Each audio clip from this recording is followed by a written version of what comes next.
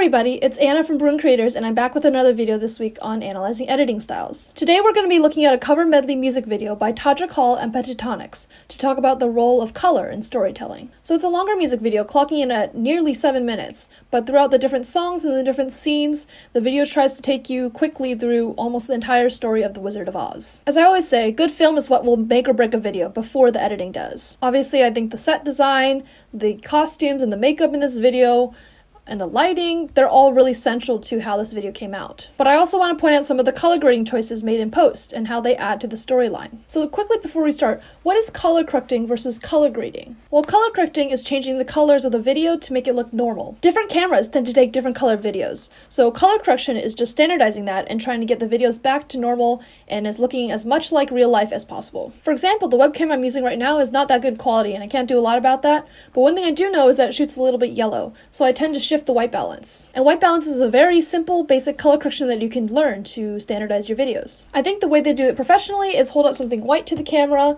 and then tell the computer that that's supposed to be white, and then it can figure out the white balance from there. But we're not talking about color correction today, we're going to be talking about color grading. So what is color grading? Well, color grading is basically just selecting the creative colors. You can use different color profiles or emphasize certain colors, and it's all just creative. And I feel like probably most people have experience with this, just playing with like filters on Instagram or something. And as usual, in color grading, there's no right answer. You can color grade the way you want to. There are some rules of color theory you can follow, but really, in the end, it's up to you. So for today's analysis, I'm just going to walk through the music video, stop at a few parts, point out some things about the color, and that'll be it. So let's go.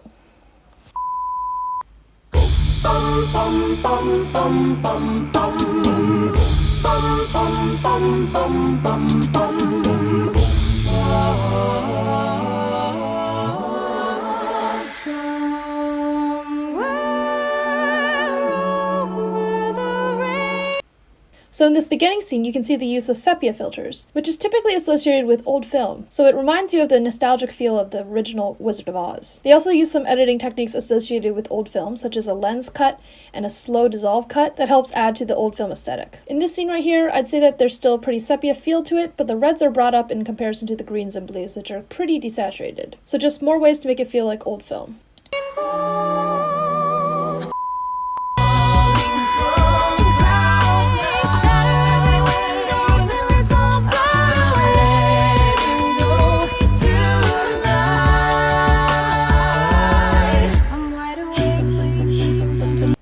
I'm sorry about you listening to the music, but you can go check out the whole video later. This is a pretty obvious one, but they use the song, the transition of her waking up in her bed, and the color to shift the scene. So the change here is that it went back to saturated. It's still on the orangey color palette side, but it's back to not having the colors all drawn out of the picture.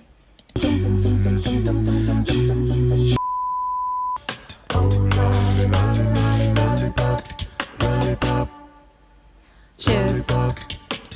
Now for Munchkinland, you can see a drastic difference in color. There's some really bright, vibrant colors, and the saturation is really popping, which I think adds to the feel of Munchkinland. I'd also say there's a pretty even mix of warm and cool tones in this color grade. Cheers. Don't want no short man. Do you got a first aid kit handy? Do you?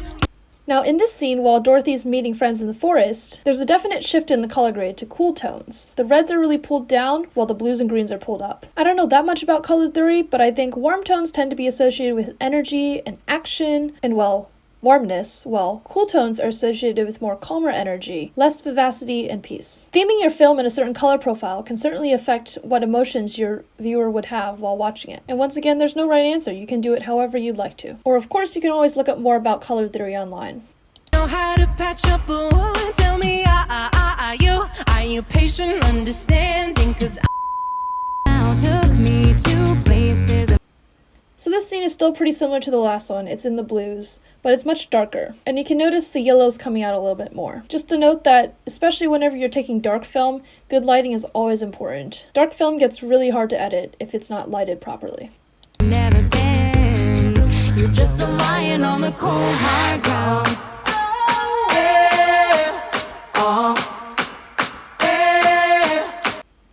So for this last scene, I wouldn't say there's as much color grading going on as there is color design. The green theme of this last scene definitely was designed in the set, in the makeup, and the lighting. Nonetheless, it shows attention to color design and really wraps up the video in the theme of Emerald City. So I hope you got some inspiration from that video. Now that you understand the power of color in storytelling and setting different scenes, go forth and use that in your videos to make them stand out. Until next week, happy editing!